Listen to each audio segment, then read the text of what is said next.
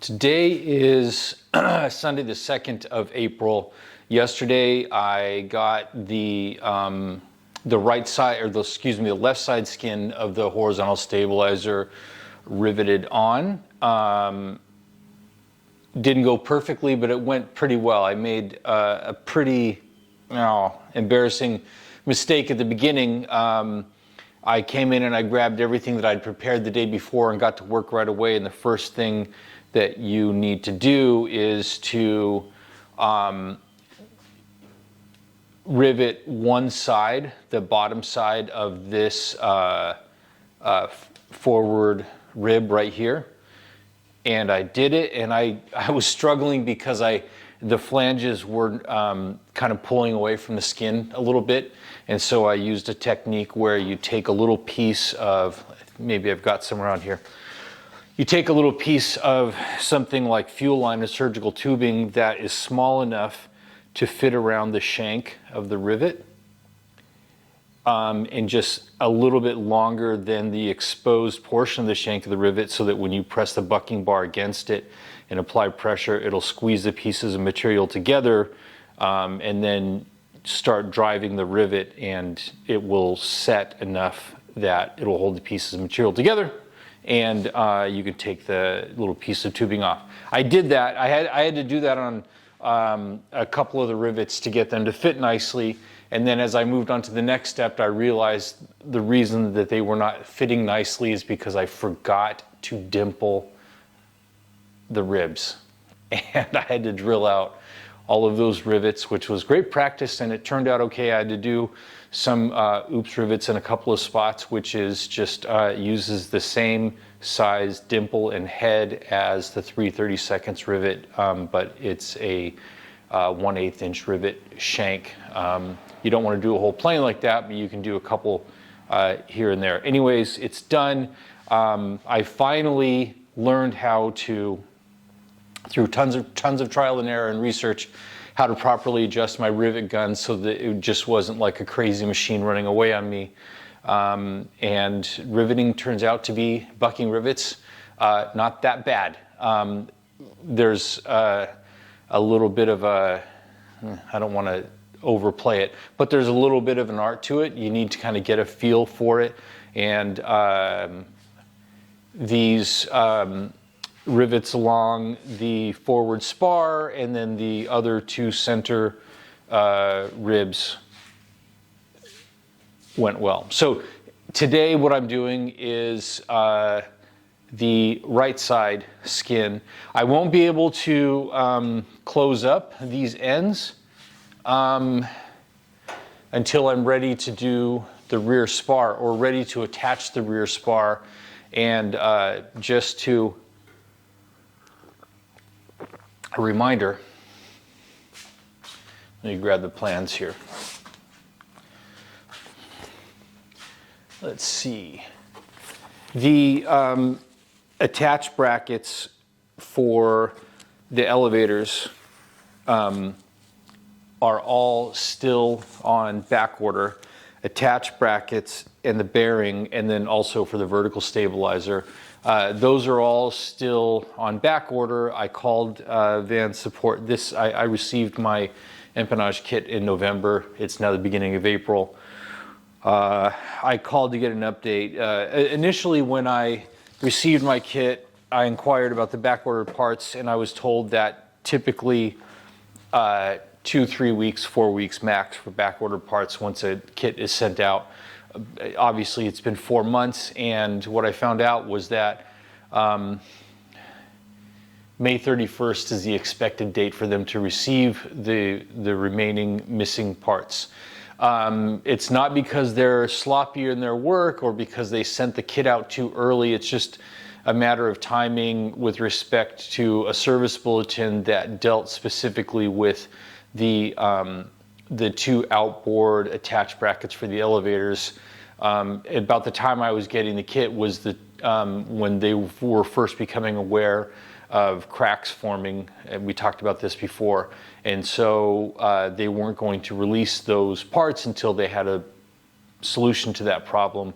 And so a lot of people have received those specific brackets, but the way that they package the kits is that certain groups of parts come in bags, and they don't break a bag to give you a single part out of a bag, because that would create just a nightmare if you start borrowing or stealing from bags, whatever. Anyways, that's a lot of rambling. I'm going to do the skin, which means the forward spar and the two center ribs. That'll be riveted on, so the whole thing will kind of, it'll be a mirror image of this until we get the rest of those parts. Once those come in, this will be a very simple process. You know, it'll be done in a day. These can all be squeezed, very easy. These can all be squeezed. It'll just be a matter of attaching the brackets and the bearing to the rear spar and then putting it all on. So I look forward to that getting done. So it's a mess from yesterday's work. I'm going to clean up and get started on the right side skin for the horizontal stabilizer. Stay tuned. So we start by getting the previous day's work out of the way, because remember, the very first step in this riveting is just to get that in that forward middle rib attached without any of the other stuff in the way. So that's what you see me doing here, but much more successfully and smoothly than the day before. The cradles are pretty helpful in kind of holding it all together. Now we can start riveting the rest of the assembly properly. So Clecos in every other hole, working my way down the spar. I think that maybe at the beginning of it, what you saw me doing was attaching there it is right there. That's the attachment of the forward, or rather, yeah, the forward spar to the end rib. And then just reaching and riveting all the way through. You saw me throw a clamp on there on the top side, just to make sure that that top rivet that doesn't have anything else clecoed is still sitting flush against, the skin is sitting flush against the flange before you rivet it. Yeah, this day went pretty straightforward. We got a couple little dings that are superficial in terms of getting a little heavy trigger finger on the rivet gun and make an ugly spot, which ultimately will be sort of hidden by filler when paint is done. Although I did do a little bit of research on what options you have to take out a dent, but as it turns out, it's not a big enough dent for those options to work. So you see me here, I just flipped it around so I can start working on the other side, making sure to completely conceal the work that I'm doing from the camera. I don't know why I chose that, except that I know that when I face the camera the other way and it's backlit, it looks pretty terrible. But I'm going to interrupt this here in just a second. It's still Sunday, April 2nd. This is just an update. The right side skin is now on the horizontal stabilizer, which means that the horizontal stabilizer is joined together. The reason I'm recording this little update is not because of that. That was planned. But to amend my previous statement when I said that closing out the inboard and outboard ribs would have to wait until the rear spar was ready to be riveted on.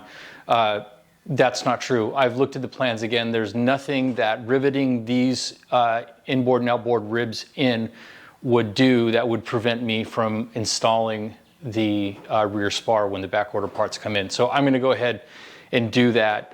The reason I wasn't going to do it before is because the final step in the horizontal stabilizer says to cleco on the rear spar assembly and then rivet the rear spar, the inboard, outboard ribs, and the brackets to the skin.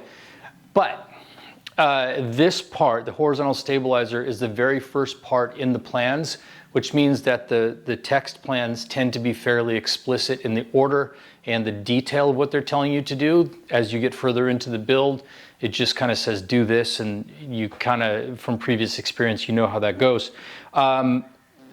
it doesn't have to be in that particular order. That's just how they group the plan. So I'm going to go ahead and close these out. So this is nearly done. I'll cleco on the rear spar assembly temporarily and go put this thing in the guest bedroom until the missing parts have finally arrived. When those show up, it'll be a couple of hours to get it all buttoned up. So that's that.